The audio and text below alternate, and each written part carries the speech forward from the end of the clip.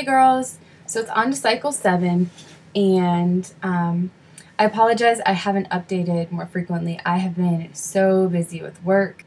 I'm officially on to cycle 7. I am cycle day 7 right now too. Maybe this is the lucky one because of all these 7s, I don't know, but I'm going to kind of recap the last cycle and then tell you what we're changing this next time. So I'll put a copy of my chart in here and I'll kind of talk about it, but for right now I have it pulled up if you see me looking over here. So I ovulated on cycle day 12 and I had a 13-day luteal phase. And then it was really weird. My temperature spiked on the first day of AF and went above my cover line again and stayed there for 4 days, for the whole time AF was here. AF was really strange. It was only like normal for 1 day and then it was almost gone already. Just really light for 3 days and then that was it. And normally it's not like that for me. So that was weird, and I actually took a couple more pregnancy tests because I was like, this is really strange. My temperature is still up and I'm not really bleeding like I normally do, and I didn't have cramps like I normally do, so I was like, this is weird. But it's still been negative. Last cycle, actually the beginning of cycle 7, I took some FSH tests, and I just got the ones on earlypregnancytest.com. They're $1.99 each, and you're supposed to test on cycle day 3, 4, and 5. And to my understanding, you want the test to be negative. They work like OPKs. I'm going to put some stills in, but I'll show you real quick kind of what they look like.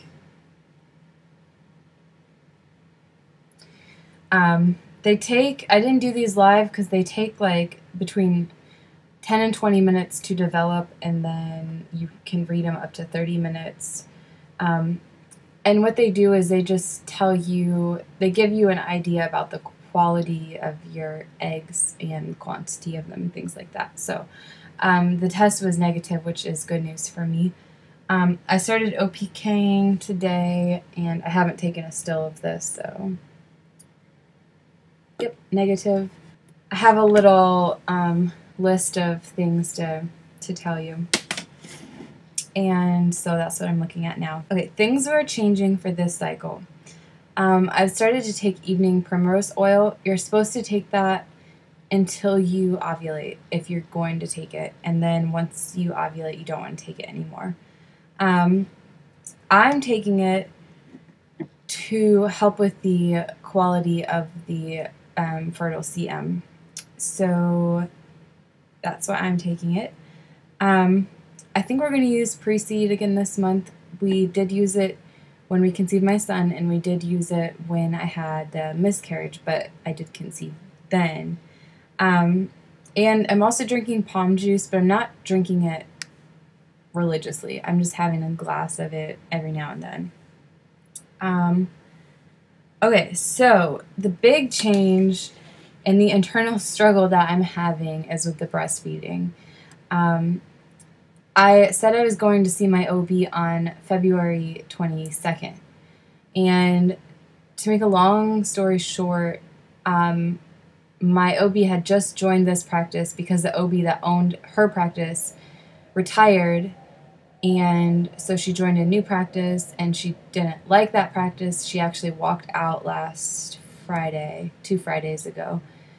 And I was supposed to have an appointment with her on last Tuesday. And so they called me on Monday and they're like, hey, your doctor walked out. We can reschedule you with one of our doctors. I don't want to see one of their doctors. I hated that practice. That's where I went when I had my miscarriage, which might be a reason I hate it. But the staff there was pretty rude. They didn't have their own lab. You had to go to LabCorp to get your lab work done. And so I'm really glad my doctor walked out. The problem is she doesn't have a practice right now, so I can't go see her. But I've called the hospital she delivers at because I figured they would have the most up-to-date information. She's supposed to join a new practice this week, or start a practice or something, and they will give me contact information later this week. So I will be rescheduling that appointment. But in the meantime, I decided to call a lactation consultant and talk with them about the fertility and breastfeeding.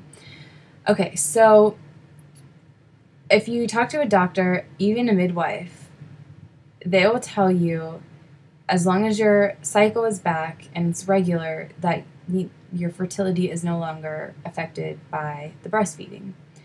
So I was like, great, I'm ovulating, everything looks good, my luteal phase is the right length, so that must be good. They said the miscarriage probably wasn't due to the breastfeeding, so don't worry, you didn't cause anything to happen. You can continue breastfeeding, you should be able to conceive, blah, blah, blah. Okay. So, we'd never had trouble conceiving before, and nothing's really changed. Like, our weights are the same, our lifestyle is the same, except we didn't have a kid, but we still had crazy work hours and things like that. And so the only thing that has changed is the fact that I'm breastfeeding. I really think it's been 6 cycles. We haven't conceived successfully. And that's the only thing I can attribute it to. So I wanted to call the lactation consultant and talk with them about what they thought about it. And the lactation consultant told me that even if your cycles are back and even if you're ovulating, that's good. Your fertility is returning. But some women need to completely wean before they can get pregnant. So we're down to 1 to 2 nursings a day now. It's not very much. He doesn't nurse very long. But I'm still producing milk and I'm still nursing. And she said, when you're breastfeeding, you have the hormone prolactin, which makes your body make the milk, and that can hinder fertility. And you can ovulate. There's a whole range of returning fertility, and you can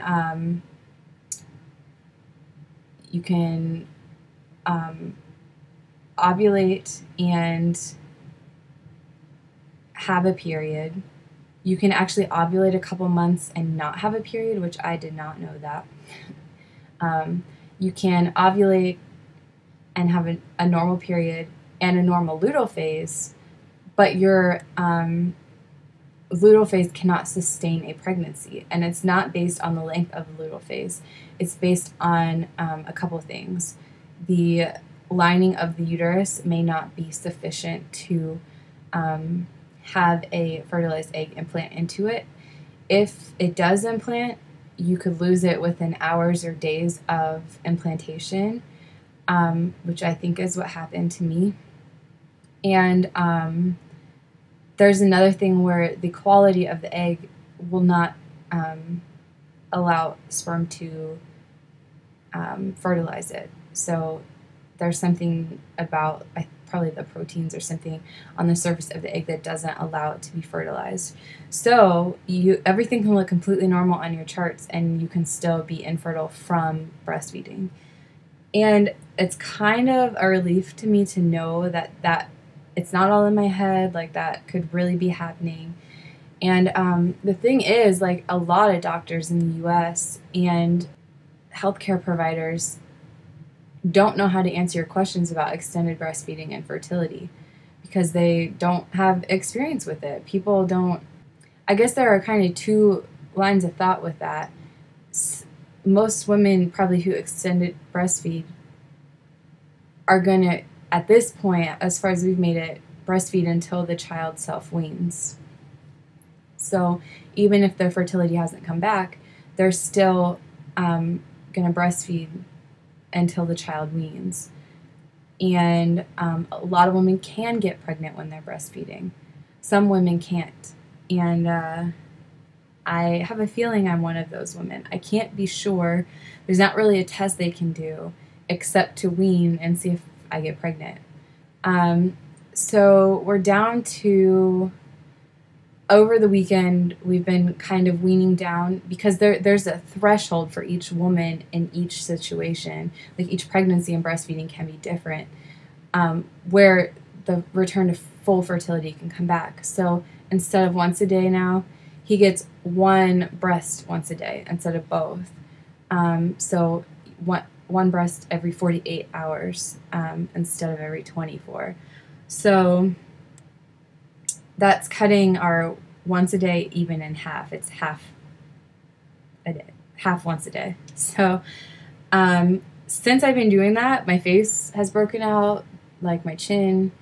So there's something hormonal that is going on since I have changed that. So that is encouraging. I don't want to wean all the way, but if it comes down to it, I want my son to have a sibling close in age. And to me, that's more important than a couple more months of nursing one boob once a day. Like, it's not very much breast milk. That he is benefiting from it, but not like he was when he was little. So that's where we're at with that. If you guys have if any of you are trying to conceive while breastfeeding and have questions, I have resources I can ask that will answer my questions. One thing I thought was kind of interesting is I went to the Toddler and Tandem La Leche League group here, and they assured me that my breastfeeding had nothing to do with my fertility. And since then, I have found that to be a lie. And not only from one lactation consultant that I talked to, but if you research prolactin and infertility, you find a ton of stuff. And prolactin, women who breastfeed have prolactin. You can't have milk without prolactin. So, there's all these things. If you have prolactin, this may not be happening and causing the infertility and so on and so forth. But it's that hormone that is causing the infertility. And for some women who breastfeed, it's not an issue, but for some women, it can be. So I was kind of upset that La Leche League either didn't know that or didn't tell me, because sometimes the women in La Leche League are about, at the group I go to, the Toddler and Tandem group, they're about self-weaning and attachment parenting and co-sleeping and everything like that. And so I don't know if they just didn't tell me because that's not how they view things, or they just didn't know, but it was incorrect information that I got from them. So that upset me a little bit. So, okay. The breastfeeding, I just wanted to kind of educate about that a little bit, because it's just something I've had to ask lots of people, professionals, and do my own research to actually get an answer to that question. And if you don't know to look, if you look up breastfeeding and fertility, all it's going to tell you is about, like, you might not ovulate for the first so many months and all that stuff. That's what you're going to find. If you look up prolactin and infertility, that's when you're going to find a lot more. Or if you want to do some research on it, look up extended breastfeeding and infertility, because you'll find a lot more than just breastfeeding and infertility. So, yeah, so breastfeeding, pre-seed, palm juice, primrose oil, going down my list. Those are the things that we're changing this cycle, and hopefully it works. We're slowly weaning. My son will be 18 months on the 11th. So I'm definitely going to make it to 18 months, and then after that, if we have to wean, we'll do the cycle without weaning, and then after that, if we don't conceive, then I will probably wean him. So that's where we're at right now. I hope this wasn't too long and terrible, but I wanted to, like I said, educate you girls, for anyone who's breastfeeding and trying to conceive or wondering about it, what I found out. So, all right, thanks for watching, girls. Baby Dust.